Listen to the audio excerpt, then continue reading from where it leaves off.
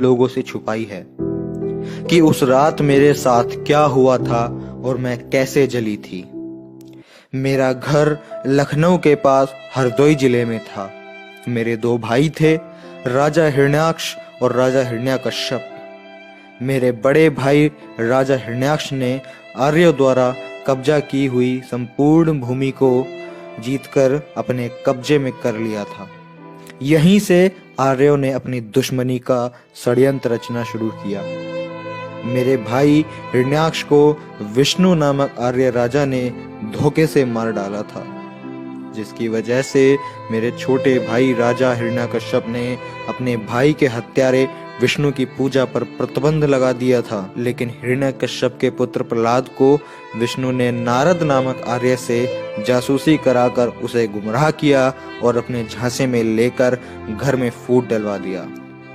प्रहलाद गद्दार निकला और विष्णु से मिल गया तथा दुर्व्यसनों में पड़कर पूरी तरह आवारा हो गया। सुधार के तमाम प्रयास विफल होते जा रहे थे। राजा ने उसे घर से निकाल दिया। अब प्रहलाद आर्यों की आवारा मंडली के साथ रहने लगा। अब अव्वल नंबर का शराबी और आवारा बन गया था, परंतु मेरा स्नेह अपने भतीजे प्रहलाद के प्रति बना ही रहा। मैं अक्सर राजा से छुपकर प्रहलाद को खाना खिलाने आती थी। फागुन माह की पूर्णिमा थी।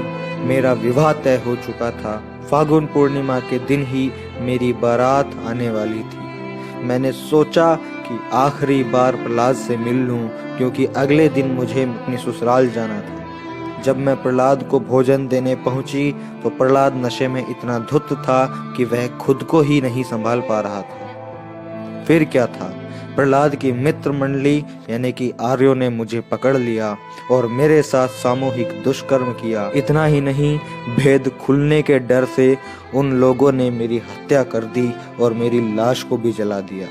जब दूसरे दिन मेरे भाई राजा हिरण्यकश्यप को यह बात पता चली तो उन्होंने मेरे बलात्कारी हत्यारों को पकड़ लिया और उनके माथे पर तलवार की नोक से आवीर लिख दिया, अर्थात ए वीर अर्थात कायर लिखवाकर उनके मुख पर कालिख पोतकर जूते चप्पल की माला पहनाकर पूरे राज्य में जुलूस निकलवाया।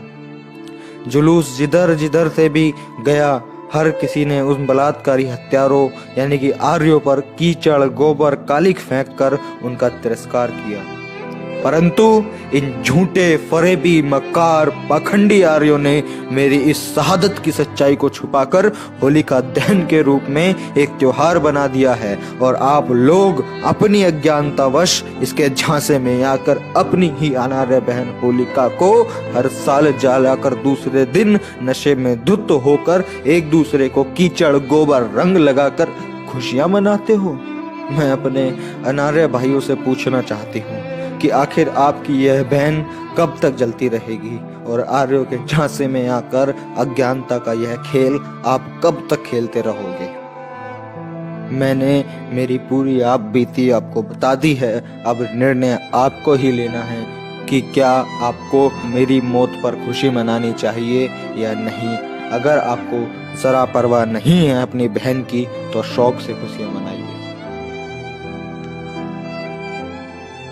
दोस्तों, मैं प्रशांत बोध, मैंने आपको पूरी होलिका की सच्चाई बताई है।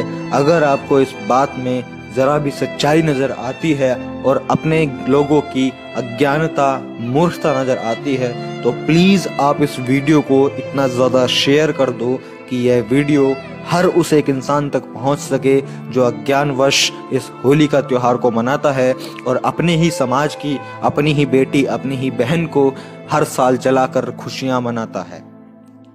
मैं मिलता हूं आपसे अगली